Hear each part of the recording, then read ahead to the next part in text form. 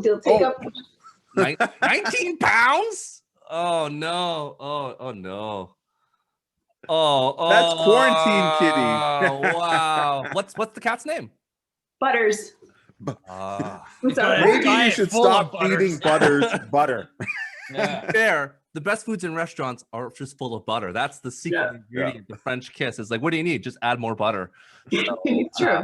That's once you see the ingredients, you're like, oh my goodness, how much butter are you gonna add? Anyways, welcome everyone to the Heroes World Quarantine Podcast. I'm your host, Stu.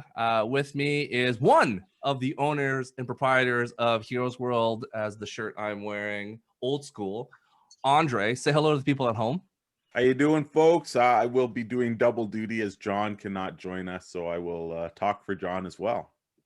Oh boy, I'm waiting for you to do the random gimmicks, so I'm looking forward to that. Now you set yourself up. I don't have any gimmicks. No, Becca! Perfect. You're already John. You're already John. Perfect. All you gotta say is I got nothing. I got nothing. Perfect. Join with us as always as our resident Prince of Mischief, Mr. Rob Gadet. Hey everybody, hello.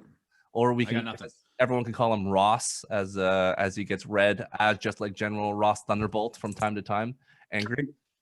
And we're joined by a super special guest, someone the first time on our podcast, Sarah. And I always think Baracus is the way, but it is not correct. No. So you want to say your last name again for the people at home? It's Baratus.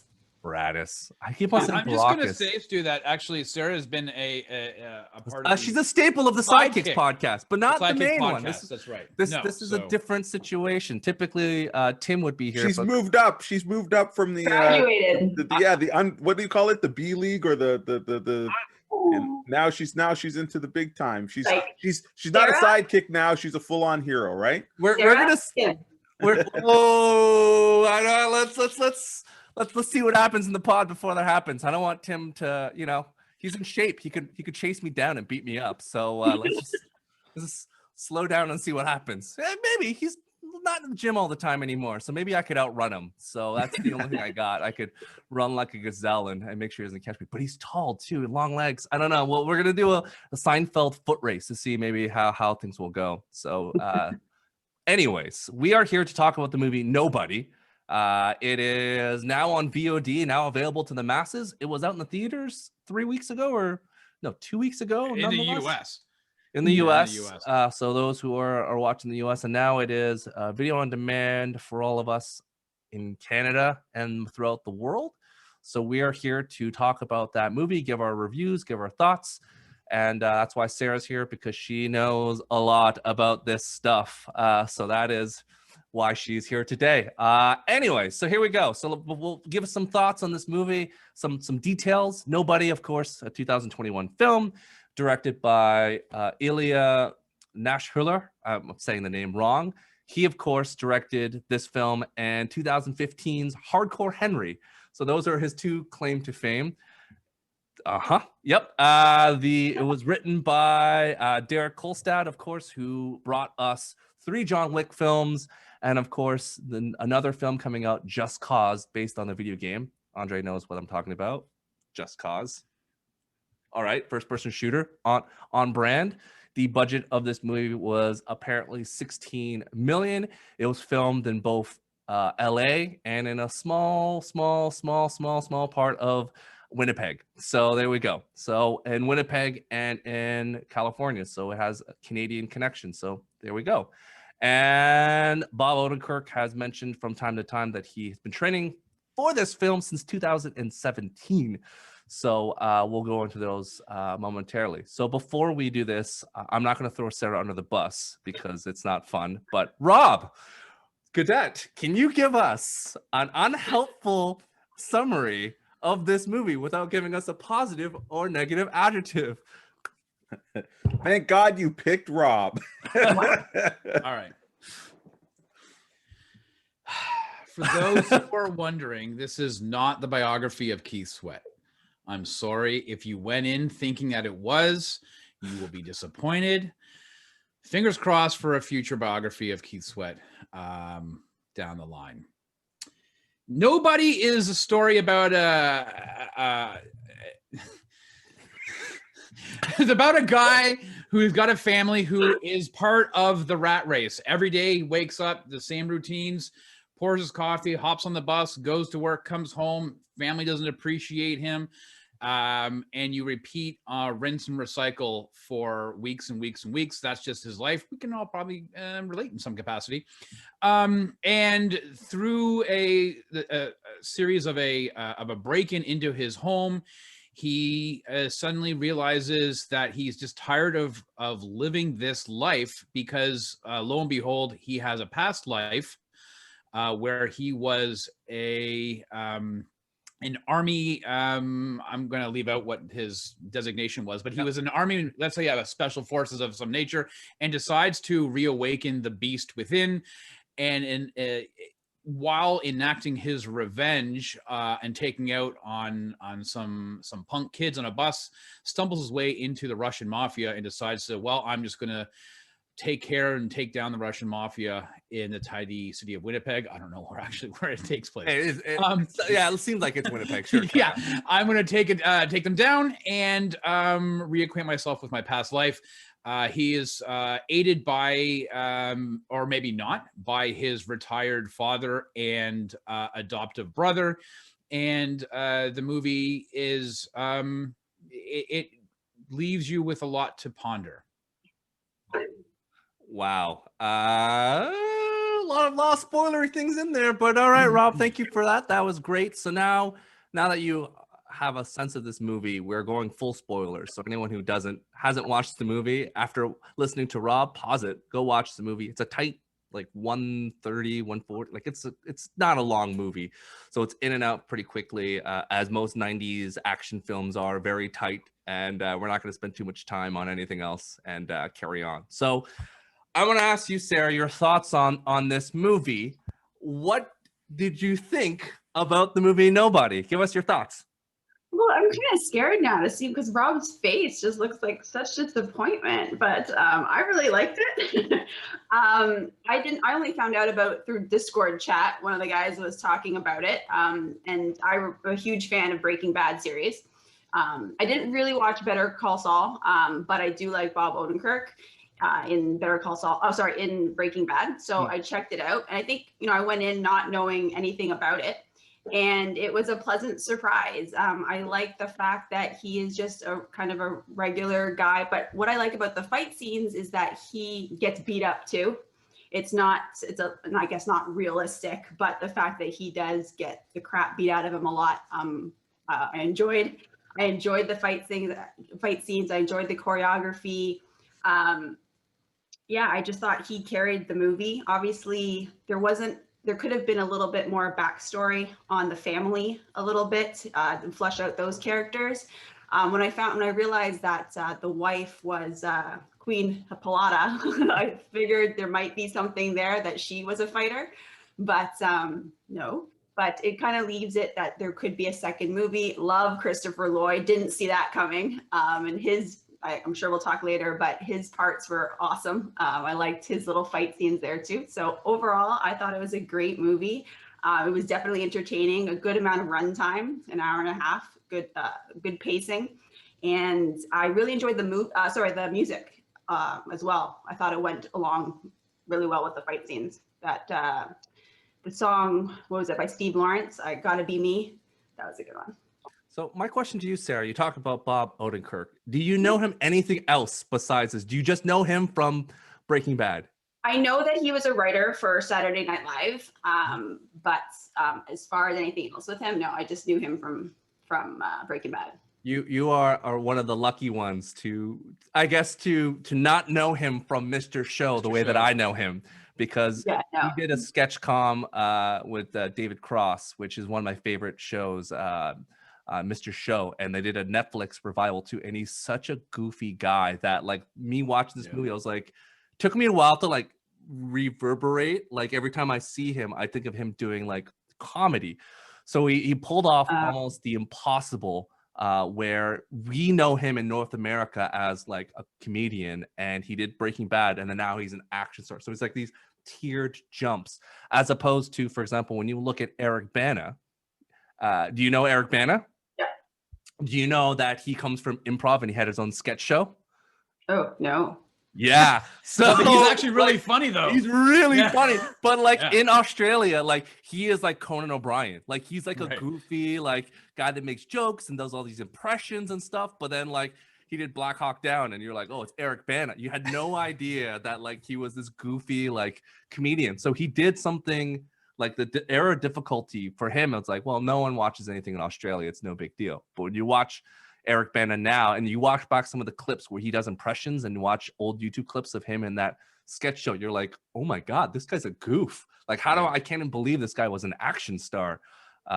Which is why when you watch This Is 40, you're like, well, he's funny. It's like, well, he's always funny. So this is not a stretch for him. But yeah, it's interesting when people haven't seen Bob in that capacity. So are you going to watch Better Call Saul then, now that you have seen Bob Odenkirk be awesome in this movie? Are you getting there? But I did like his character, but it was a little bit larger than life, and it's too much. I think the Saul character, he's too much for me. So to have a whole series on it, I'm not interested in. So let me quickly sell you on the show quickly. Yeah. I think it's worth your while to watch it. I think that he is. I'm shaking his head. I don't know. He is not Saul. He's not Saul. He's Jimmy.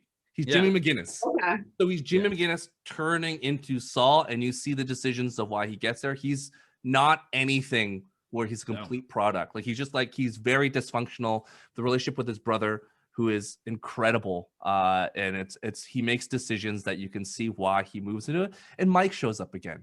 God, Mike is the best. I do love Mike. So Mike is there, and you're like, Mike is there, and Giancarlo Esposito is here, and you're like, we're watching all the hits from before. You're like, this is great. Like they're all back. They're not dead.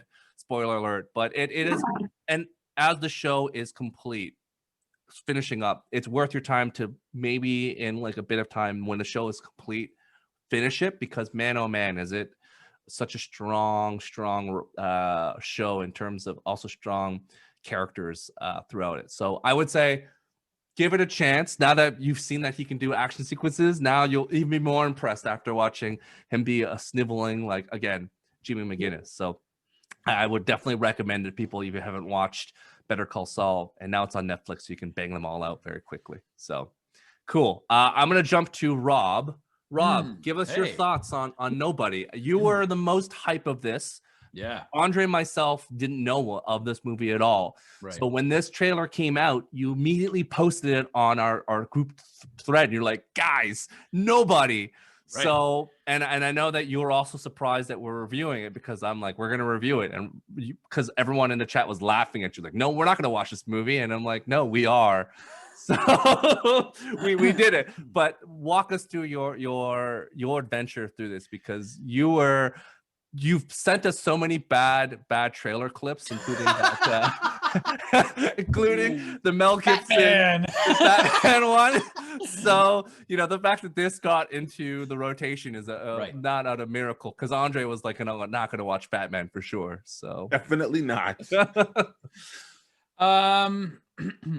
Yeah. Okay. So listen, I am a mark. I'm a sucker for these action revenge picks of these unassuming guys. The first, John Wick, the Equalizer movies. I'm a big fan of Lee Child's Jack Reacher books in the first movie with Tom Cruise. Second one, piss off. I like these stories, these 90-minute revenge, unassuming people that you don't realize, like the first Taken movie or anything like I love this stuff, right? This genre, it's popcorn, easy brain fodder. I just love it. This movie, for me, it delivers. I am going to actually disagree though with Sarah with respect to the music. I thought that the music choices and the amount of times they threw music in during some of these montages was just overused. Like I was like, the bus scene that Sarah was talking about the song, I Gotta Be Me, the awakening, of who he is, of, saying, I'm done with this bullshit life. And I have these skills, and I'm tired of it. I'm tired of seeing people being, accosted and for no reason, these punks walking around. I like that scene. I liked the musical choices. But this is if you are going in thinking, hey, this is from the writer of John Wick, who also wrote 2 episodes of Falcon and the Winter Soldier. If you're going in thinking this is a carbon copy of John Wick, the DNA is there. There's a lot of the same beats, including the Russian mafia, but this is not John Wick. And I think that you will be somewhat disappointed strictly based on the pacing of it. And some of those musical choices. Now, that all being said, I still quite enjoyed this movie. I'm glad you brought up Mr. Show and Bob Odenkirk's prior work, because I mean, this guy has written some of the funniest SNL sketches from back in the 80s. He has. Listen, and again, you brought up Better Call Saul, and showing that he is not Saul based on that show. I mean, his range of acting is unreal. So it just seems it's almost kind of funny and humorous that he has now stepped into this action role, because he's so very he's the antithesis of what an action star looks like. You could buy it with Liam Neeson when he stepped in to do the first Taken movie. That was really kind of his explosion into that action genre, because you're like, what? But you can kind of buy it. In this one, you're like, wait, Bob Odenkirk's going to be an action star, and he delivers. Like, fight scenes are a lot of fun. The use of he doesn't have the hand-to-hand combat per se in the same style, that gung fu style that we saw in the John Wick movie. So there is that a difference between the fight styles and how they do things.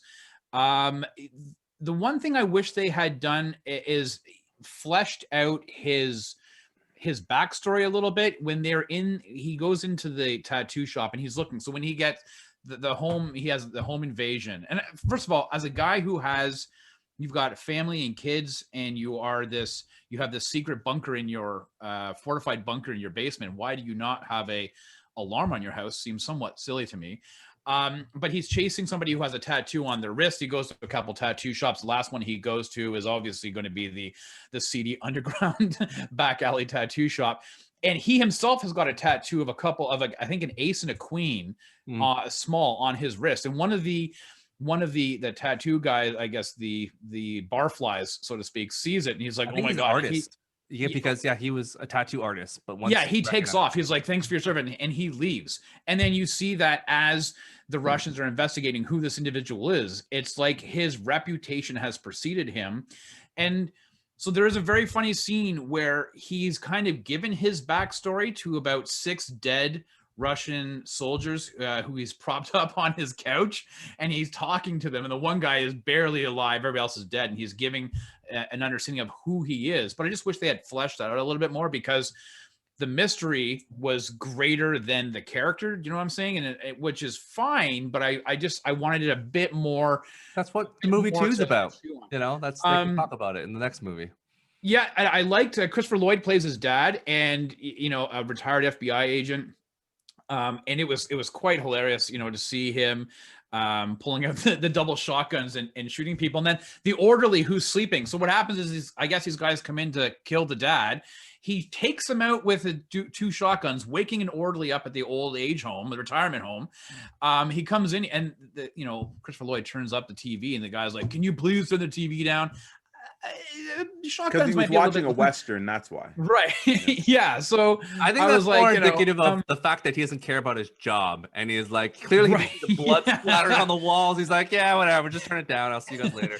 It's more I'm gonna go back to my nap. Yeah, he doesn't care. It's clearly it's not paying attention. Move, putting the finger between the trigger or the pin. The hammer. And then to see the RZA show up, like, I saw his name in the credits, and I was like, oh, okay. And then admittedly, I completely forgot that he was going to be in the movie. And then you see him show up at the end, and he's like sniping guys off. And that was great. Like, it does set up a world in which I want to see now a sequel. Maybe it'd be called Somebody. I don't know. But I do want to see more of these characters. But I think people have to just go in there, and if you are walking into this movie expecting John Wick, it's not John Wick. It's a little parts John Wick, a little parts Equalizer, like the Denzel Washington Equalizer, not the Queen Latifah TV show Equalizer, and a little part early Better Call Saul. So overall, I enjoyed it, a lot of fun, but I have minor gripes with respect to it. Is it, to your opinion, Rob, the music, is it so egregious like Suicide Squad? Is that what you're complaining about? Like the music is too much and too loud? Because music usually, when they add something to a film, the lyrics are supposed to show and sort of explain what's happening. And to Sarah's point, the songs chosen were really trying to push that across into the lyrics. But unlike Suicide Squad, which was just loud, a lot of loud music, is that a gripe that you have, that the music? No. Let's be honest. Listen, when you're selecting musical choices, I feel like they have to speak to the scene. We're not talking about most of these songs. Nobody will recognize. They are very older, obscure songs that date back, some of them from the 60s. Like these are old school songs that even they themselves, you're not going to ever hear in your parents' playlist or your grandparents' playlist. So it wasn't that it was too loud. I just felt that for me, it didn't help the scene whatsoever. It didn't help, except for that one song, and that Sarah and I both agree on the bus. The rest of them, I felt they were really out of place and didn't help move the story along for me. It didn't. Look at it. We can go back to the Batman trailer that Matt Reeves had, and they've got that Nirvana song in that trailer, and that set the tone of what that trailer was. And I mean that song skyrocketed in sales because people were like, "Oh my God, what is this? Damn kids," and you're not knowing Nirvana. But that's a good use of a song, hyping up and propping up what the emotion and what the scene is. And I felt in this movie that it just didn't do it for me.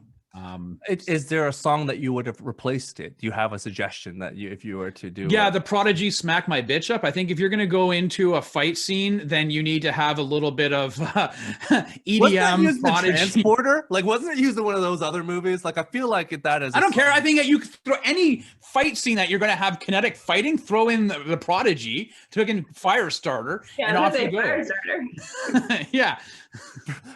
Again, the younger folks watching this is like, what are you guys talking about? What's a prodigy? You mean a smart person? No. This is the one-hit wonder band, The Prodigy, from the United Kingdom, that had 2 songs that came out in 1998? So 99. So there you go. That's from Big Shiny Tunes for those who live in Canada. You can buy it on Big Shiny Tunes 2 with Blur. Sorry? That was my psych-up song for soccer. Fire starter. Well, if you really want to feel old, sort of asking the kids to name all 4 Beatles, and I can tell you right now they can't. So that's where you want to go if you want to know how old you are. Can you name all 4 Beatles? That's the game that you can play with people. I'm gonna hold it. You got some good thoughts, Rob. I'm gonna hold off on some of them because I'm gonna ask the group. Andre, the person who was the least interested in this movie, the person who was like, yeah, whatever, the trailer, the person who we dragged to watch this movie. What are your thoughts? Because I like each different perspective. As Rob was interested, Sarah was like, I didn't know what I was going to see. And then the person was like, I was not going to see this if I wasn't reviewing it on a podcast. Give us your thoughts, Andre, as the person who was the least interested. All right. So like Rob, I do enjoy this genre of movie. And have we had so many in the last, how many years? Rob mentioned a couple that I thoroughly enjoy. The new Denzel Washington Equalizer series I thought was, excellent. Anything with Denzel, Man on Fire. Man on Fire. Yeah. The 2, the John Wick series, Taken. Listen, Liam Neeson's whole new career is basically these type of movies. And he had 2 other ones that I just watched recently. I think one's called Cold something or whatever. And they grave, once to the grave or whatnot. Yeah, Cradle, something to the grave and something. And they weren't even good, So this and I like Liam Neeson. This movie, I think, unfortunately, is for me. This is what happens when somebody makes something that's popular and then they're able to greenlight something else. So he probably went into the pitch meeting and says, oh, I got something that's going to have the Russian mob, going to have an unassuming hero, and I can make it for this much money. And they're like, yeah, you did John Wick, go ahead. So there's a couple of things wrong, in my opinion, with this movie. What caused me not to like it? the main actor, Bob Odenkirk. Yeah. Okay, so I only know him from Breaking Bad, and I've seen some Better Call Saul, but this guy to me didn't sell me on anything. You know what? I couldn't care less. His portrayal of everything. Like at first I was like, oh, this poor guy, he's a family man, he's the loser, blah, blah, blah. Almost, reminiscing of what that movie in the 90s or what was it? Falling Down, you almost feel you almost feel for this guy. But they the first 10 minutes is just reiterating that this guy's a loser and can't get the garbage out to the side of the street. Right? And he never becomes charismatic. Not that he has to be charismatic and funny and this and that, but I have to like or feel for this guy zero. I like the Russian mobster guy better. You know what I mean? Like that guy was hilarious. He comes in, he gets his drink, he throws his jacket, he goes on stage, he's singing and dancing. I'm like, oh, okay, maybe the show is going to be about this guy. Clearly not. All right. So the other thing that I like about revenge movies is that they have the flimsiest plot ever, but they manage to pull it off. John Wick, they kill his dog and try and take his car. Bad move. The Equalizer, they mess with somebody that they shouldn't mess with, a girl that he's just talking to in a thing. The thinnest plot. This movie had zero plot start, or a plot start that I did not figure out. People break into his house to steal a handful of money. How does that relate to the Russian mob? They don't tie it together, except he gets mad when his daughter's necklace or bracelet is gone, and somehow the Russian mobster has it. Why? No. Don't forget, he went to the robber's house and then he got on the bus, and the Russian kid, they drunk driving, jumped on the bus and started accosting that girl. That's what then set him off. That was the tie to the Russian mob. Yeah, and the bracelet was just hidden under the couch, and he was like, "Oh, it was under the house in his." Okay. Yeah, it's like the whole thing was like he went out to do it, but he's like, "Oh, I forgot it. The daughter lost it under the couch," and that's what it was like. He went out on a quest, and he was like, "Oh, it was here all along." Okay, see, good. Thank you for pointing that out. I also didn't pick up on the fact that RZA was his brother because it was only in one picture in the thing. Anyways, that goes to show you how shitty this movie is written. And I'm not expecting anything more than some type of random plot, but this thing is horrible. Like Rob said, he's got a bunker in his basement, and he doesn't have a goddamn alarm in his house. Every one of us has an alarm in his house. Why did the robbers randomly pick his house to go with a gun that's not armed? I like that part, by the way. He didn't beat the person up because the gun didn't have bullets. Everything else in this movie is so mediocre, with the exception of the fight scenes, of which I did not believe he could pull off any of it. So I'm glad he trained.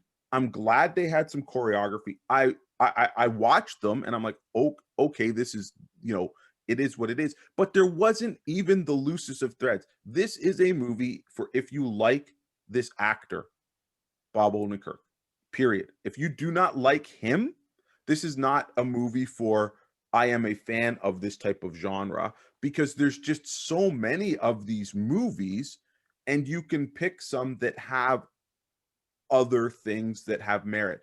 First of all, you've got, again, why are you taking a bus everywhere? Doesn't have a car. Because it's cute, right? It's just this cute thing. I'm going to take public transit to go and find all these people. It's cute. They're trying to do these different things. And listen, if they get a sequel out of this, again, I don't know how they're going to have it. I'm going to save some of my other thoughts because I know Stu's going to have some questions, so I'm not going to go anywhere. But I liked that it was tight. It was an hour and a half, and I was done. And I was very, very happy at the end of the movie. So to your point, Andre, the reason why he didn't, the robbers were basically two people down on their luck who was trying to get money for their child, their baby, who was having clearly respiratory issues. Right. So they were just, it's a random happenstance, similar to all those other movies. Like John Wick, same thing. Some guy basically just picked the wrong dude, try to take his car, and then that happens. No surprise. Same thing here. He gets robbed. He's holding you stuff didn't behind. need the robbery scene. He could have just been on the bus, and those guys could have got on the bus and been Well, angry. That whole robbing scene has nothing to do with it, except to show the tattoo scene. That's it. No. That's 100% it, because it's misleading, bro. He does all this research and then he goes. Anyways, I'm going to disagree with you on that. But let Sarah jump in and then No, but it just shows it. But they had to have the part with, because it shows that he's a good guy. He left the place, that he didn't want to hurt them because of the child. And then when you see him bashing the brick wall, you just get into his headspace as to, he's just frustrated. And then I think there's a line talking about when God closes a door, he opens another one. Yeah. And then the bus door opened. He's like, please let them open the door. And it's just that. Okay, but see, like you said, he's a good guy, right? No self-respecting good guy says let these open the door, because what if those guys came in and just shot the dude with the book and killed the girl beforehand? He was so slow to do anything. Like that was a situation that could have escalated so fast, and he wanted it to. So that's not a hero. That's not a good guy. That's a guy who's a psychopath who wants to get his rocks off. He's like, I need to beat the shit out of people because I done messed up. I'm frustrated with my life. Give me something to vent my anger at. And it happened to have been those Russians. So if those guys never came along, right? If not only do we not have a movie after that, but if they were just random punks, we don't have a connection to the Russian mob. Or if the Russian mob's like, good, my fucking brother's dead, I never liked the guy, we have no movie. But to be fair, right? Andre, we literally have no movie. And that's what I'm saying. Why would you stay in a haunted house? Because we need it for the movie. But I'm just why saying, are you placing this? Why are you going for this anaconda? Well, we got to do it. Like, why are we doing it? You know what? Let me just say, though, with respect to the home invasion thing, I thought to myself, well, why wouldn't they have hit the house next door? The guy's got that 64 Charger or whatever type of car it was. I don't know. Where's John to answer that question? But it was a much nicer looking house, but maybe they had the alarm. It's because the garage door was open. Remember? Yeah, so they could have crawled underneath that. So I think though the part though that why it was important for the home invasion was, okay, sure, it sets up the fact that he saw the bullets were non-existent in the gun and everything else, but it was also the fact that he saw his son comes tackling one of the intruders, and his dad is going to sit there and about to whack somebody with a 9-iron, or I guess it was a driver, or maybe it was a 3-wood, and decides not to, and it just shows his family are just like, you are a massive letdown.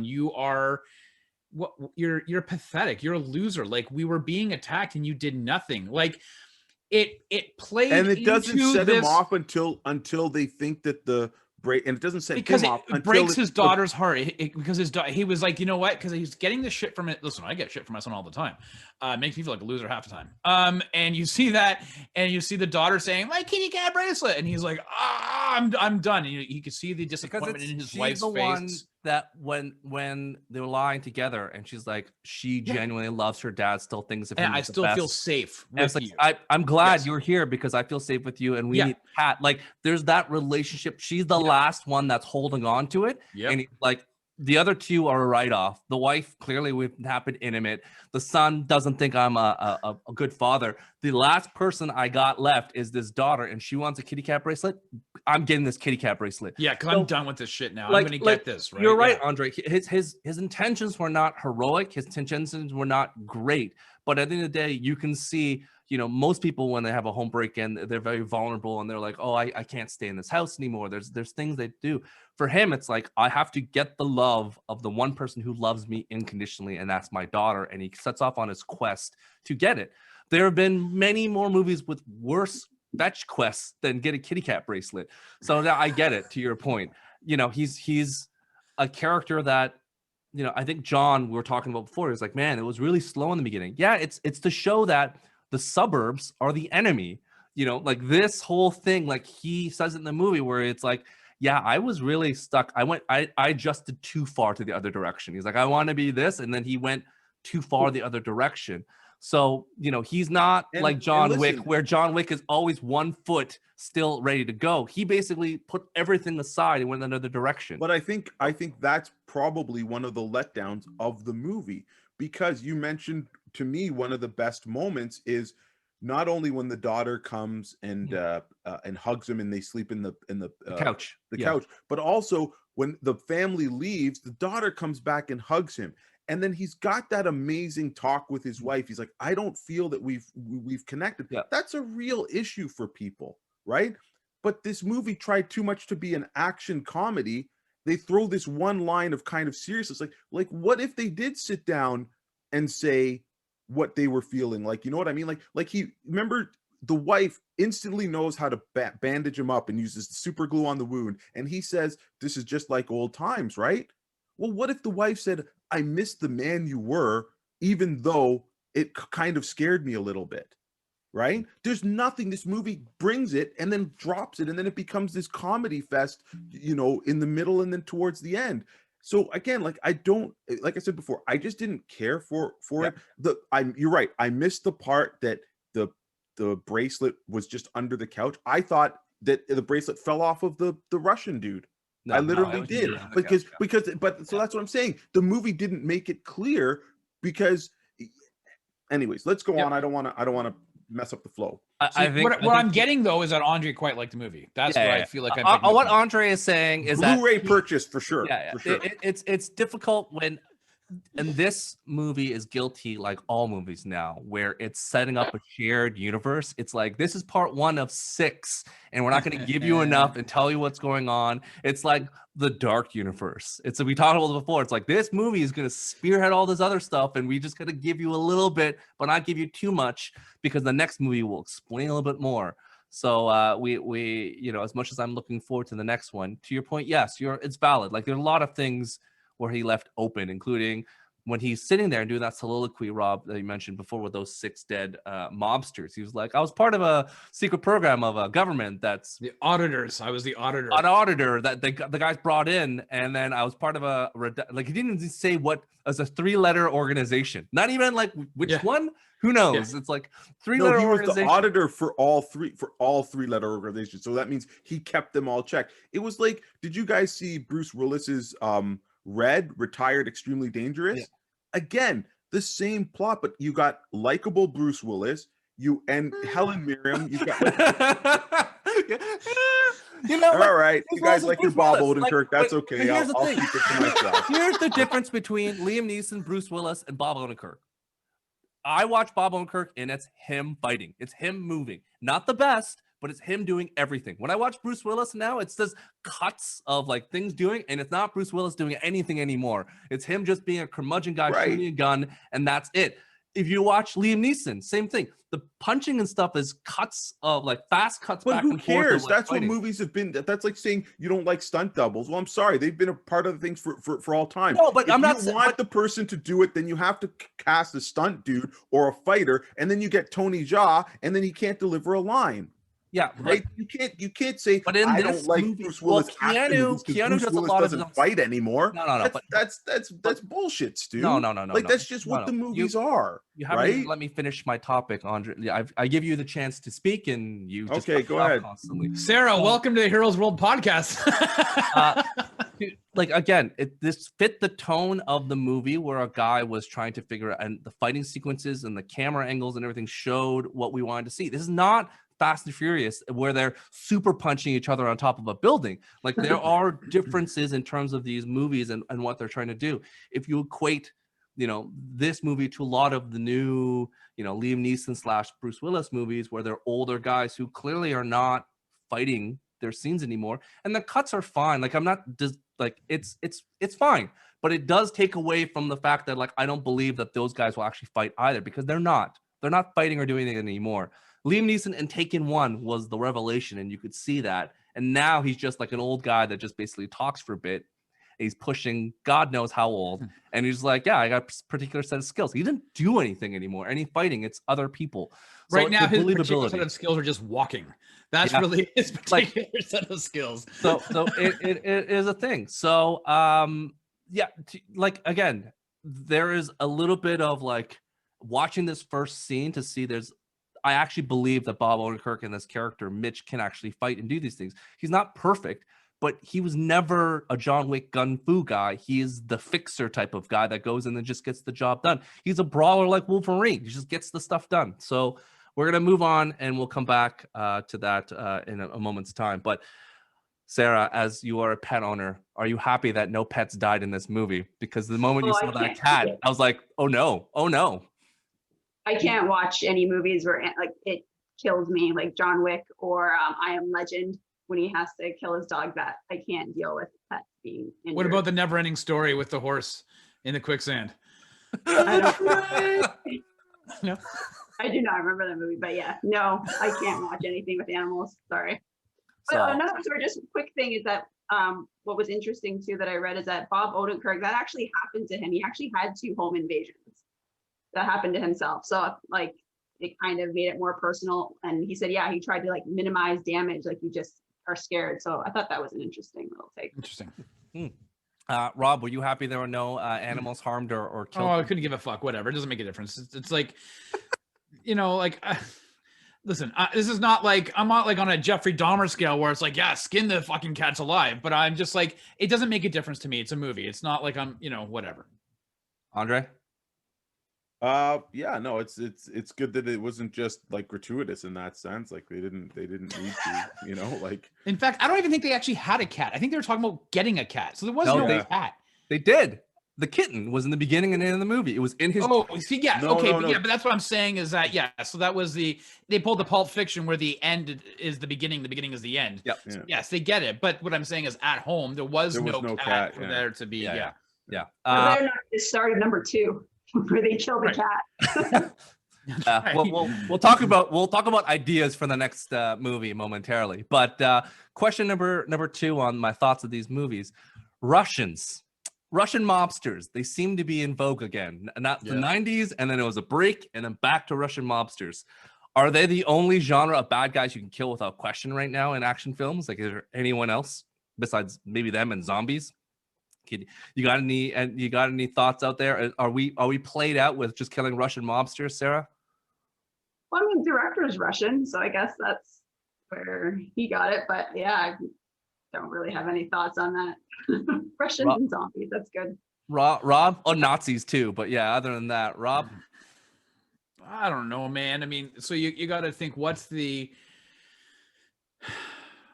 is the, you know, in the 80s you had Middle Eastern terrorists were the villain du jour, you know, in all those movies, you know, the Rambo 3, the Mission in Action movies, and everything else. And then, it became the Russian mobs because those were, you know, pretty, what is a relevant modern day Hell's Angels? Maybe, I don't know. So I guess really the only thing you have, everything's all cyber attacking now. So if you're looking for actual but is the Italian mafia, does that even exist anymore? I have no idea, and if you are, I'm sorry, please don't come after me.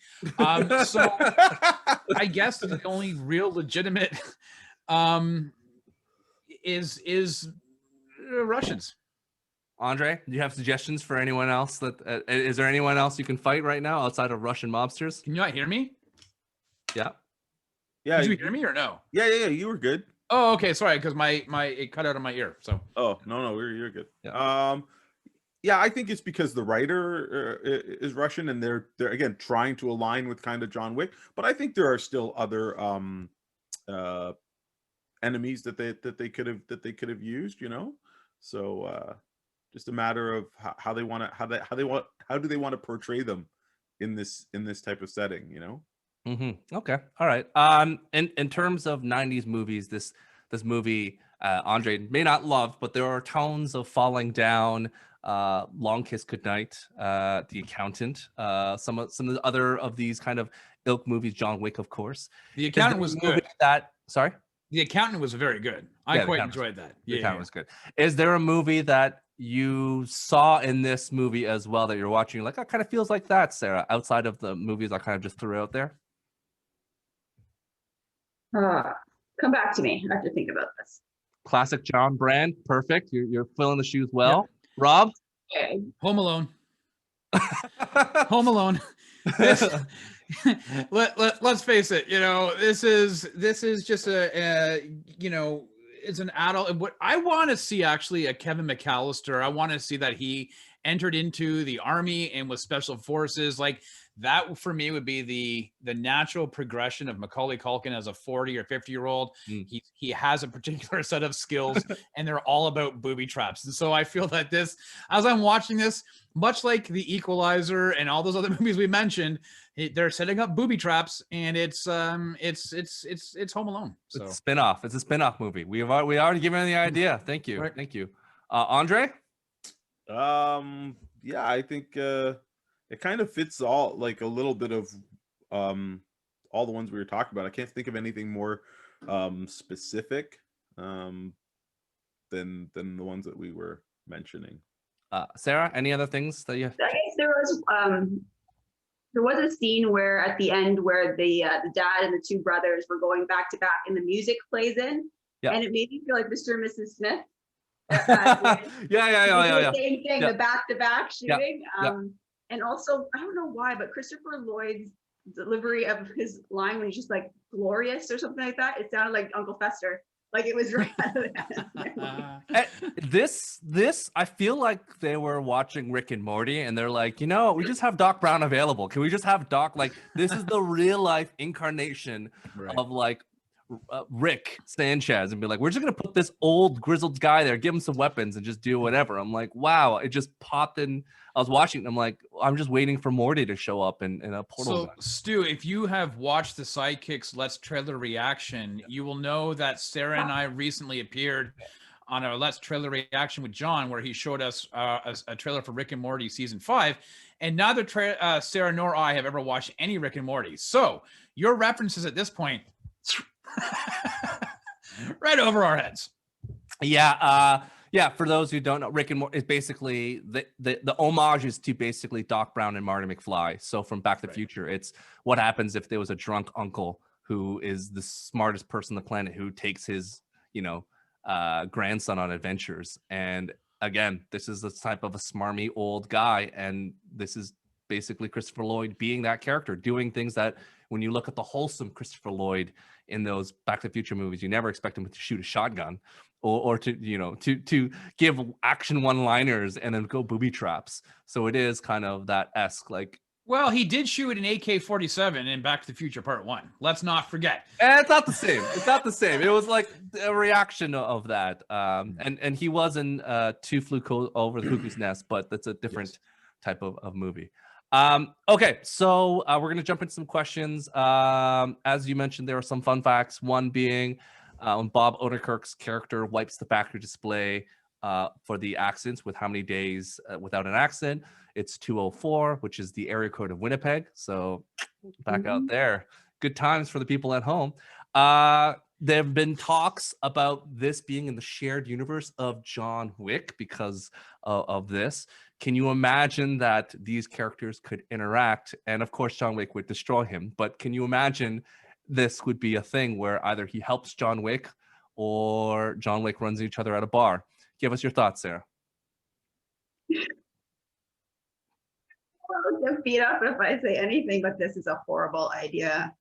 But I like movies. I like movies that are entertaining and it's fun. And if it was written well, sure, I'll go for it. Like I really liked Bob Odenkirk in this role. I thought he did a good job. I believed it that he did what he did. So I mean, but John Wick is I'm almost 60, by the way. So like he's did a really good job. Yeah. Well, Tom Cruise, let's not talk about how much he's still running at his age too and doing his own stunts. And jumping over buildings. With a broken foot. Yeah.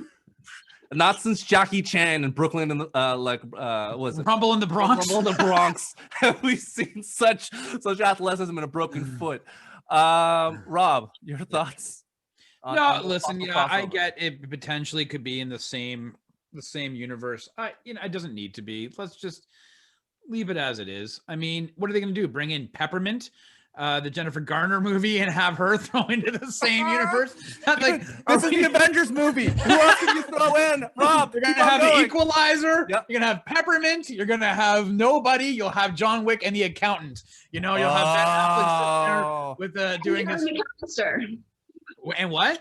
And Kevin McAllister. And Kevin McAllister, yes. Oh my God, this is a Dirty Dozens movie. Wow, this is like Fast 10 in space, Bob. Like, please, like we need to get this going. Andre, do you believe? Would you even want this in the same universe?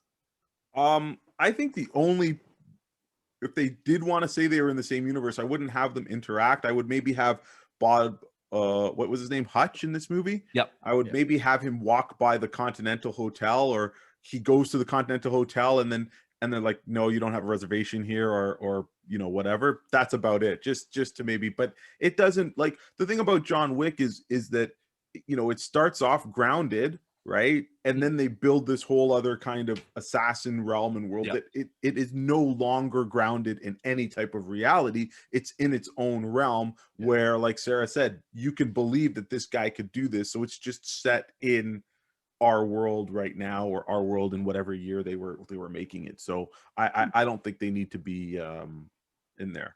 I would have liked to have seen, though, when he opened up the pinball machine and he pulled out the gold bars to give to a really heavy Michael Ironside. Like, that's good. Yeah, but it would have been pretty cool if you actually saw the row of the coins, or just a couple coins strewn in there. Like, that kind of would have been a neat little, wink or homage, but whatever.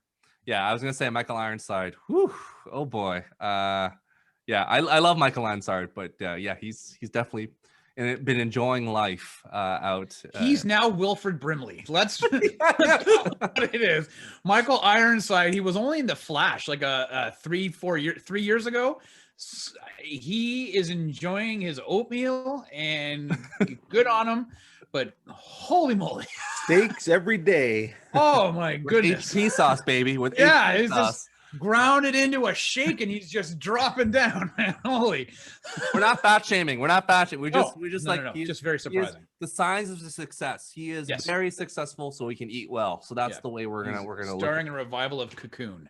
Yeah. Can we talk about how Mitch is doomsday? Like, every time he gets beat up, he just gets stronger. Like, throughout this movie, he just beats up and he just like, yeah, I'm good, and wipes it all off and just gets stronger and stronger and stronger. I found that parallel quite fun, but I'm not gonna ask you more questions because Andre's already shaking his head. No, that's stupid. No, it makes sense. It's a cool reference. Like, it's one of those things where I'm watching, I'm like, man, like, to Sarah's point, like, the first time he gets in the car, like the bus, he gets beaten up badly. Like, he is not. Like, that's 10 years of rust. I think to Andre, like, I would say that this equates to you, Andre. It's like playing God of War when in one game, when you're OP'd, they have to put in like 10 years of time in between to be like degrade you. And you're like, you forgot how to use all your cool stuff. Because Kratos should be awesome in every single game, because if you look up the power scale, but they just knocks you back to the beginning of the chart. And you're like, yeah, you don't know anything anymore. Remember, you have to do a tutorial how to swing your blades around. Like, that would make no sense. So I feel like that's what's going on. Rob, any thoughts on him being like his progression in power throughout this film? No, I have no thoughts. Okay, there we go. Okay, here we go. We're going to the other points. Question is that we talked about Sarah talked about Connie Britton.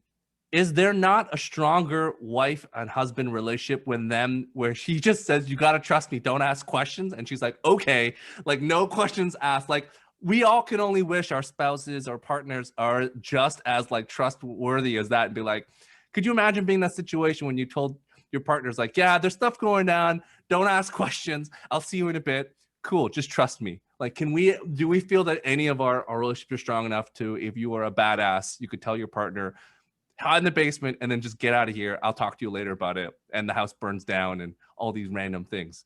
Is that something that relationship goals that we have to have in our lives? Is that the conversation that you would have with your partner? Sarah, thoughts? You could ask Gord. If I said that, like, hey, just trust me, he'd trust me. Hey, I trust him the same way. So yes. All right, Rob. First of all, let me just say, I follow Sarah on Instagram, and she recently pulled her own John Wick / Nobody fight scene on a punching dummy. Yeah. So I think if her partner said, if Gordon said, and she said to Gordon, trust me, I think just out of fear, he'd be like, of course I'm going to trust you. Whatever we got to go. Carry your bags. Whatever. So would my wife, if I said that, no, are you kidding me? She questions on everything I have. Like, she's a teacher, for God's sakes, right? So she doesn't believe anything I say half the time. So I'll be like, yeah, no, forget it. It would be no. So this would be the movie that Andre would love to see. The Dinner with Andre, Rob and his wife having a 10-minute conversation. It's like, okay, so I'm a secret spy. And she'd be like, of what organization? And then the dialogue of which Andre would be like, that's what I wanted a movie, where they stop 10 minutes, talk about the secret organization, what he was. And then my movie would end with like divorce papers. Like, I've been fooled, bamboozled. I've been lied to all these years. You made a fool of me. It'd be all about her. I'd be like, come on, man, I just saved you. Like, forget it. Andre? I don't know, because I think if the price that you have to pay for that type of trust is their dysfunctional marriage, where they're not intimate, they don't pay attention to each other, they sleep in a bed with 2 pillows in between, you might as well sleep in different rooms. So if that's the price of trust, then I don't think it's worth it. Remember when they're talking about Italy, the twinkle came back in her eye, and she was like, I'm back in on this relationship. Like, she's like, yeah, I'm I think cool. the twinkle came back in more than just her eye. Let's be honest. All of a sudden things are But I'm just saying, in the situation where, Andre, in your current situation, do you feel that if this happened to you, and not the bed thing separation, let's say that, spies came in, would Holly be like, yeah, okay, cool, whatever? Or if vice versa, Holly was like, Andre, just don't ask any questions. Would you be like, that's lazy writing. Give me the answers. Would you? I think, dude, I would have to say there's a level of trust that if Holly said we need to leave the house right now, I'm not going to second guess her. Same thing. If I say we got to leave the house now, but once we got somewhere safe, there better be answers. If she says, oh yeah, there's a cockroach infestation, we had to go, I'm like, okay, fine, we'll call the exterminators. But if it's like the Yakuza have been after me for 7 years, they found me, I'd be like, what the shit's going on, right? So I gotta go now. I'm leaving after that. If you were a spy, if you were nobody, right? If you were Bob Odenkirk, and all of a sudden you're like, listen, we got to go. The Russian mafia is after us. I have a particular set of skills. I don't know about Holly, but my wife would be like, what are you talking about? You don't know how to change a plug in a house. Like you don't know how to properly grill meat. Like, what are you talking about? You're trying to tell me you're some super spy. You can't do the most basic thing, like change a light fixture? You can't tie your shoes without sitting down. Like, what? Oh my God, it's so true. I'm walking up the stairs. Like, your knees crack as you carry laundry up the stairs. What are you talking about? You go to bed at 10 o'clock. What do you mean you're a super spy? What is going on? To be fair, in that, Bob Odenkirk was running at least, so like he was still keeping in shape, doing push-ups, and like he was still like to the point, like he wasn't like out of shape. Like he just wasn't sharp in terms of fighting, but like he was still doing stuff. He wasn't like like a fat. He didn't go full Ironside. He didn't go full Ironside. That's what he said. I think that would be fun. Okay, so let's jump sequels. So I want to ask everyone a question here in terms of what could you imagine they do next? Like, what is the next progression of this? Is it a weird adventure family within Italy, and the family goes there and then he has to kill people while he's there? Is it just random happenstance in the small town, city, as they buy a new house? Like, what do you think they could do in the next movie? Sarah, what's your pitch? I don't know, because I was kind of confused about the mid-credit scene where they were driving in the RV with the guns, because I know that the brother, Harry Jr., whatever, he was supposed to be dead, I guess. He was officially dead. So I don't know what they have been doing since then, or what their plan was. So it's hard. I don't know. Maybe even a prequel almost. They could go back to kind of give the backstory as to how he became who he is and how he met his wife and that story, because I need to know more about that to understand what he was. And so you want them, Christopher Lloyd might be dead by that time. So. You want them to pull a Temple of Doom and do a prequel at the second movie. I like that. That's a pro move. Rob, what are your thoughts? What do you think they should do? What I think they should do and what they will likely do are two different things. I think what they'll do is it's the son. He's gone to sunny California University, and he has gotten himself involved in a drug ring with the triad, and Bob Odenkirk needs to go, and he just happens to be that his uncle and grandfather are there, and they take down the triad. And if you really exist, it's just an idea. Don't come after me.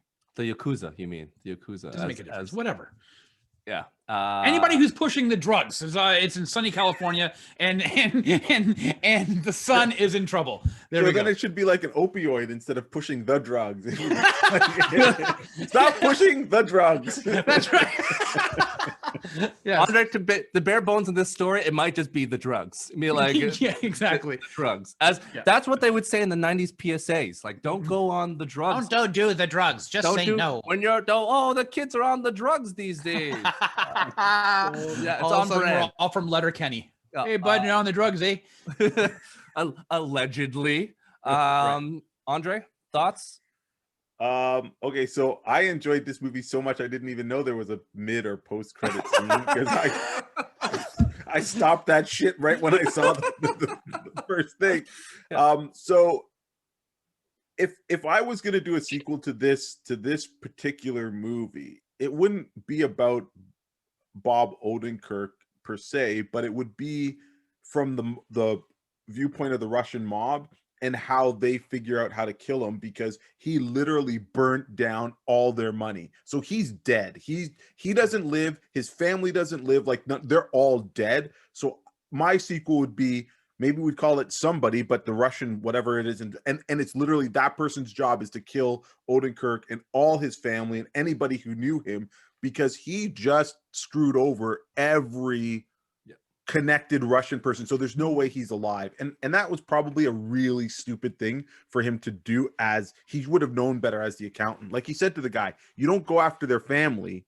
He shouldn't have gone after that, and stuff. So anyways. May I recommend Karl Urban as the a Russian badass who goes after him, because he can pull a beard off, and it worked in the Bourne movie. So why not put him in as a Russian badass? And Dredd versus Bob Odenkirk, I'm always down for.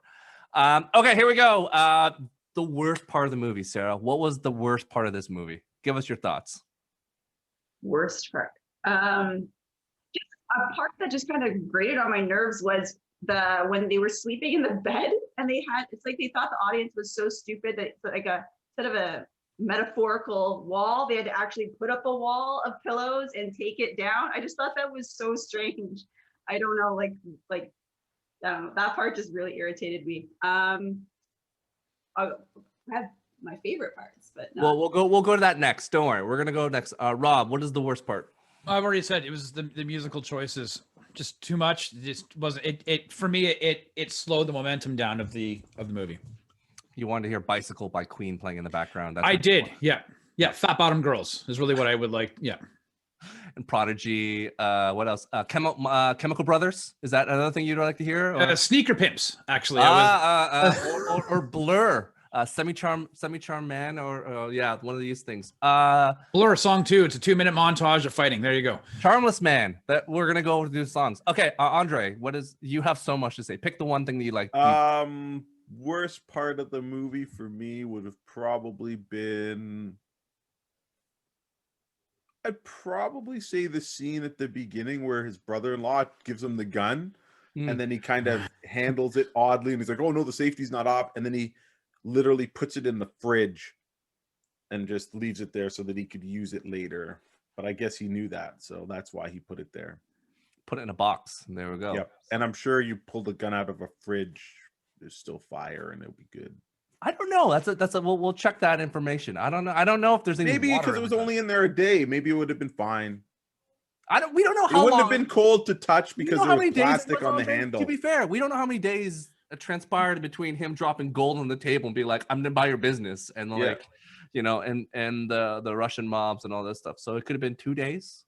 Maybe it doesn't work, but we'll have to Google whether a gun will work if it's frozen. Oh yeah. So Well, I imagine it would, because lots of soldiers are in the north. True say.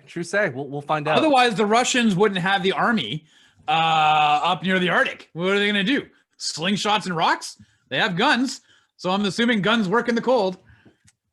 That they've been in the fridge, bro, and they're not kept on your person or something while you're not using them. You know what? I'm gonna ask my brother-in-law. He's a sniper in the Canadian Army, and he's been to cold places. I'm gonna ask him, if you leave a gun sitting out freezer yeah, but sometimes the outside element. To be fair, the freezer is not as cold as like -30 in like, you know, out in Winnipeg in the middle of the winter time. So like no, in the summer, you're right. the peg is pretty cold place. Is beautiful in the summertime. Damn it! Like, you just have to move the black flies. Like, you know, Winnipeg is beautiful. I love Winnipeg. Don't come after me. The Winnipeggers. The Jets are cool. Okay. Sarah, the best part of the movie.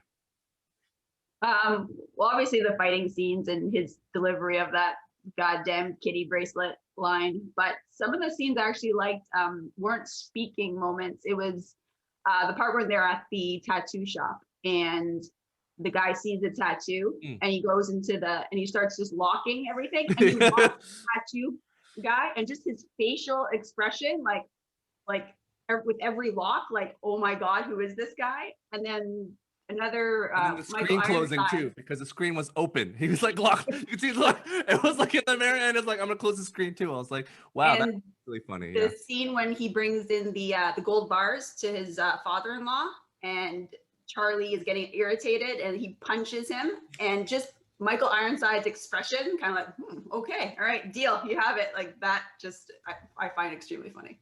And Rob's going to volunteer and punch someone in his household. Oh, okay. He's going to show us how to do it. Oh, no, wait, never mind. No gut punches. Rob, what was your favorite part of the movie?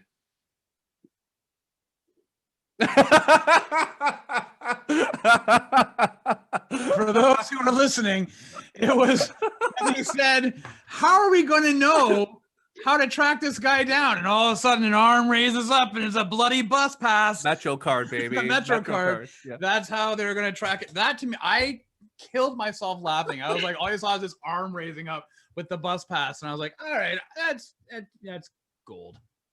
Andre? Yeah, I would say my favorite scene in the movie was RZA fighting hand to hand with his sniper rifle as a melee weapon, only to reassemble it and shoot 3 guys. Yeah, that was a wicked shot. That was wicked, right? Yeah. So there we go. They actually delivered a scene I hadn't seen before. Fighting with a sniper rifle a la melee was quite. Do you know what was really interesting about that scene? So just a quick digression. If people have ever played Red Dead Redemption, if you actually go online and say triple shot Red Dead Redemption, there was a kid or somebody who did that, and you could actually see, it was on Reddit, the guy jumps up and he shoots, and it goes through all 3 people who are entering the store. And the way that they shot that scene that Andre is mentioning almost mirrors that clip from the game that somebody had captured. So I as soon as I saw that, I was like, holy crap, it's like they almost like brought that scene from the game to life. So as we finish out this pod, I want to just give a special shout out to Daniel, I think Bernenhart, who is that guy in every martial arts movie. He's been in John Wick. He's Agent Johnson in The Matrix. He was in Mortal Kombat Conquest. He plays Ronnie in Barry, the television show. If you haven't watched Barry, the television show, he plays a martial artist named Ronnie. Again, an amazing character. I don't want to ruin what it is, but if you have not watched that episode of Barry where he shows up as Ronnie, this guy who kind of knows how to fight, it is an incredible fight sequence. It's an incredible, like, that whole episode, I just sat there going, this is the most amazing thing I've ever seen on a television show. So if you also want to watch a good actions TV show, Barry is it. And Rob, do you know what I'm talking about? Yeah, no, I didn't. I only saw the first season of Barry, but I do recognize this. Yeah, this guy, he's Yeah, he's been in a lot of action movies. It's just one of those. He's that guy. Then every time you see him, and he was training Bob Odenkirk for the last 2 years. He's been in all those movies where you see him and you're like, oh yeah, I remember him from Mortal Kombat, but he was in Bloodsport 2. Like he's one of those guys where it's like, oh, he's like a Van Damme type of guy, and then like the brunette guy with slick back hair, and he kind of looks like a badass. And every once in a while he gets a few lines, or every once in a while he just dies because he fought John Wick in John Wick 1. I don't think he survived. And he's in these movies. So special shout out to him, and shout out to Barry if you haven't watched it. It's a really great watch with the Fonz. So there we go. Okay, so as we're wrapping up, Andre, I have spoken. What do you have for the people? What do you recommend? Oh, wait, sorry. Before we do that, Sarah, do you recommend this movie for people to watch? Yes or no? Yes. Rob? Yeah, and I think you should watch it with Andre. While watching Dinner with Andre first. Andre? I think you should make Andre watch it again, is really what my point is. Andre, do you recommend people watch it? No. No. No. Listen, said, okay, if you're a fan of Bob Odenkirk, watch it. But if this genre, though, I mean, I think if you are a fan of this genre overall, there are worse movies in like Peppermint. There are worse movies in this genre that you could than this one. So I think if you're an overall fan, Andre, don't you think that if you're an overall fan of this type of genre, that this kind of will scratch that kind of revenge itch? I didn't enjoy it. I didn't enjoy it. Honestly, like I said, it to me. Anyways, we just did a whole podcast. On it, but I do not recommend you watch it. There's other things that you can watch if you like this genre. Yeah. Awesome. All right, we go. So most of us agree to watch. There we go. Andre, I have spoken. What do you recommend for the people? All right. So I have spoken. It's I'm on a real comic kick lately. And I want to give a lot of props right now to DC Comics. There's been a lot of negative press from them recently for their business decisions and stuff. But I think they've really been turning their comics around. Several new series have hit, and I've been talking about there being new jumping on points for people. I mentioned the new Nightwing title, which was awesome, new jumping on point. The new Justice League starting up, again, great new jumping on point. And just last episode, I mentioned a challenge of the Super Sons.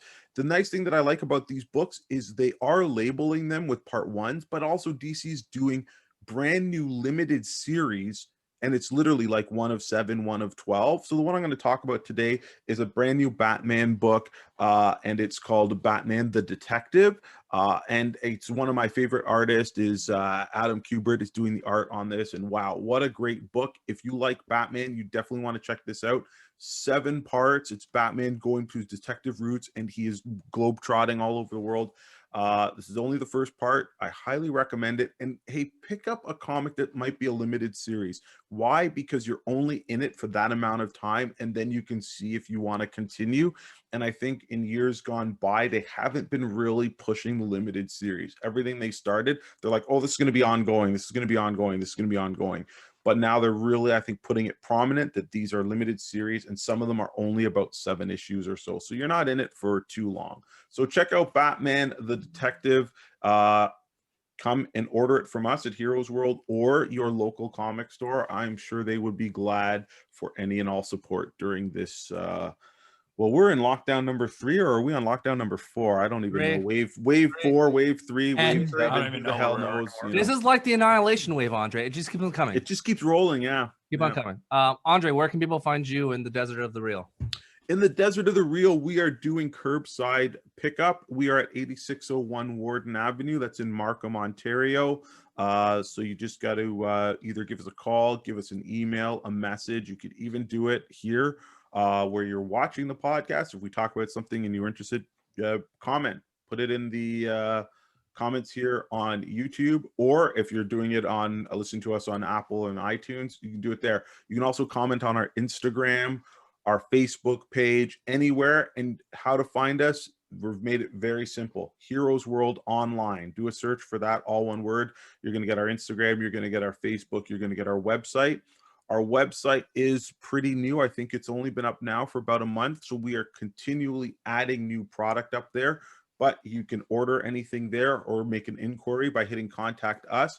And we also have a arrange for curbside pickup option, but we are shipping worldwide. One of our best customers and a really good friend of mine, Scott Graziano, he is in Chicago, and when we ship him stuff, he literally has it in 2, sometimes 3 days. So the shipping is on point with our website. So hopefully you can support us through that. If not, we really like hearing from you on Instagram and here on YouTube. We're almost at 1,000 subscribers. So if you could help us get here, like, comment, subscribe, most importantly, share. That helps us more than you know, because we're spreading the good word of comic books and geek culture around the globe. Yep. And Scott can be found on our last podcast, Kong versus Godzilla versus Kong. So if you want to see the man himself, the myth, the legend, he is there on that podcast. And as Andre mentioned, you know, if you can't support the store or your local financially, a like is just as good on one of the social channels. Just a share is helpful as well. So whatever you can do, or whether it's reviews or 5 stars on iTunes, whatever you can do is most grateful as we move into this third wave here in Canada. Is separate than the rest of the world. So there we go. Rob, where can people find you on the interwebs? Yeah, you can find me on Instagram at @the_905, all spelled out. You can see John and I in the Sidekick show, sometimes with Sarah, live Mondays at 8 o'clock on YouTube, Facebook, and Twitch. Tomorrow, we are talking about the 1995 movie Mortal Kombat. So you can get our sense there. I just want to kind of just piggyback on something that Andre just said. For those who are listening and watching, the Heroes World online store has you can purchase stuff there, but I'm going to tell you guys right now, if you are into trades or omnibuses, their prices right now are like really good. You're in Canada, we don't have like the in-stock trades and this and that they have in the US. If you were looking for really good prices on your omnibuses, you got to go check out the Heroes World online store, because those prices are really can't probably be beat throughout much of the country. So if you are locked down, you want to get yourself an omnibus, which I'm a big fan of omnibuses, you definitely want to check out that. So I just want to put that out there, because people may not realize, you might be quick to jump to Amazon and take a look at what the Chris Claremont, Jim Lee, X-Men Omnibus Volume 2 is. You got to check out the Heroes World online store. So check it out. Awesome. Sarah, as we finish with you, thank you for joining us today. We appreciate your insights as well as your tchotchke in the background. The bears are great. All the stuff you have in the background, I've been looking, I'm like, wow, this is way better than all the stuff Rob has. I mean, nothing. The Breaking Bad bear. Some Breaking Bad bears. Bears. Where can people find you on the World Wide Web? I'm just on Instagram, soccerstar198213, and also Heroes World. I just purchased. Well, I'm just going to pick up the Firepower by Robert Kirkman, Volume 1 and 2. So I'm excited to start that because I've been liking Invincible. So, yeah. Oh God, we have to bring you on Invincible because Rob and me are just slocking through it. We'll talk about another date. We're just. Luckily that Andre missed out because it is a slog. But we'll talk about that another date and time. Whew. Rob and I were joking. It feels like the beginning of watching Nobody. It's like a full-time job just to get through this show. I'm like, yeah. Oh, Rob, you're on mute, so yeah. Sarah's a big fan of Invincible. She's quite enjoying it. So no, I'm glad you're enjoying. We need your insight because I'm going through it. I'm like, oh boy, like this show is. What? Stu doesn't like something? Maybe I gotta watch this then and see. This is crazy. Andre, I would love for you to start watching it because get your thoughts on it because I'm like, it's fine. It's fine. Stu, everything's fine for you. When you say it's fine, it's really not. No. It's truly just fine, and that I'm indifferent. So okay, not to digress this thing, but Rob, you've read the whole Invincible series. I've read the first 6 trades. How close is it? Because the first 6 trades, I think Invincible's Kirkman's best stuff. Yeah, it's an interesting question. It's something that I want to delve into later on, because do people really like Invincible, the comic, because it's good, or because you get caught up in the hype that everybody says Invincible is amazing? So how close is it skewed to the show? Listen, we're still only, if you have the compendium or the first 6, for 3 trades, you're still within that realm. There's been a lot of creative changes, which I think is fine. But it's interesting. Okay. Yeah, so there we are. And no, again, love voice actors, love J.K. Simmons, Stephen Young is awesome, Sandra Oh, what up, like all that stuff. Like it's nothing wrong with them. It's just you just go through it, and I'm like, I think maybe an hour's too long, but we can yeah, and maybe I into that. I always watch it first, and then I always wash it over with watching Falcon and Winter Soldier, because I'm like, I'm like, oh man, this is a slog, and then I'm like, the treat. I'll like eat my vegetables, and dessert is Falcon Winter Soldier. So maybe that's my problem. Maybe I got to flip them around and watch the other one first.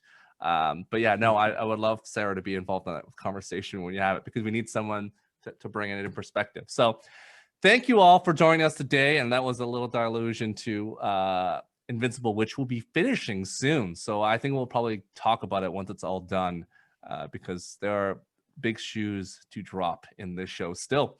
So nonetheless, thank you for joining us. Be safe, everyone. And anyways, see you all next week. Bye, everyone. Thank you. Nanu.